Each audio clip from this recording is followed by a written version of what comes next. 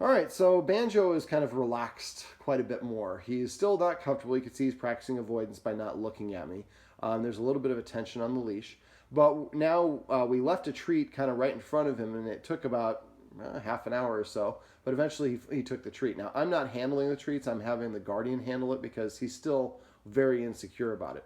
But I'm going to have you go ahead and put a treat halfway between him and my foot.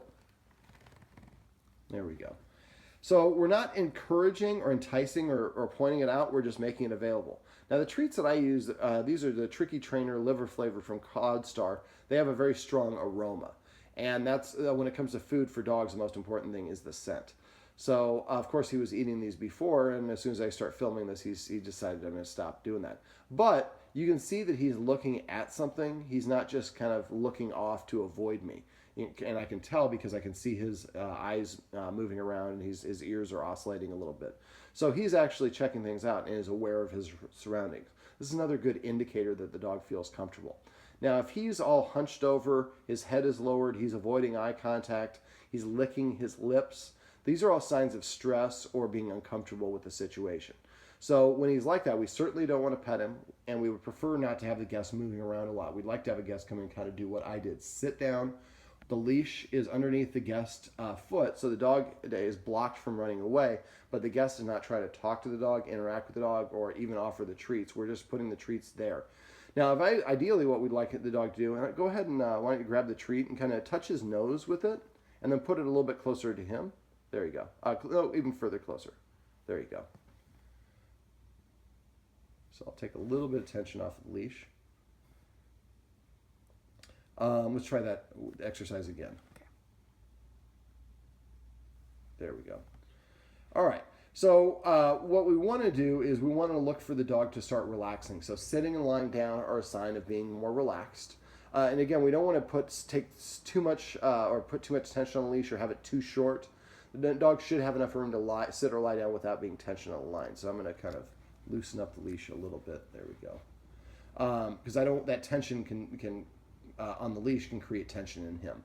And then basically we just want to put a treat down near him, between him and the guest, but near him, and just wait for him to take it on his own. A dog won't take food if he's just in a too anxious of a state of mind. There we go. All right, so he took that one. So now we're going to put one just where that one was, about an inch closer to me. There you go. All right. Look at, now we're making some momentum. Let's do another inch closer. All right.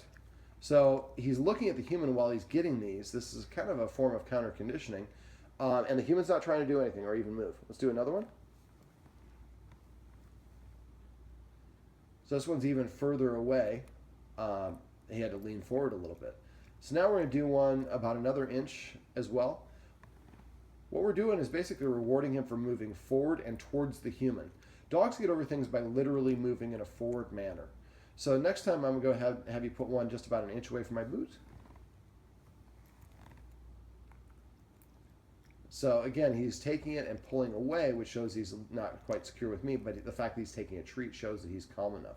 Let's go ahead and push the envelope a little bit, and there you go. Now, as you saw, when you started making the sound and you reached, he's like, oh, the situation's changing. So he got up and prepared himself. So when you're doing this in the future, maybe have a little bit more, bigger handful of treats, okay, so you don't have to do that. So let's go ahead and just put it right in front of his feet again. Maybe a little bit further so he can look down and see it. There you go. Touch his nose with it. I would actually literally touch his nose. There you go, and put it down. There we go. So again, we're not encouraging, but he knows it's there. He took more of a SIT. His tail went down. His ears are still back. He's practicing avoidance, but because we moved, so we kind of shifted things. But eventually what I was going to have you do is actually put it on my boot. But because we shifted, we can't. It's too much for him now, and I don't want this video to be 12 minutes. But basically, we're just going to breadcrumb him to get closer and closer to your guest, so he gets these really high-value treats. The guest does not try to interact with him at all, and eventually he'll be more and more confident about taking those, because the more he does it, the more confident he has from the practice and exposure that he has doing that. So this is how we can create a little bit of a positive association with guests.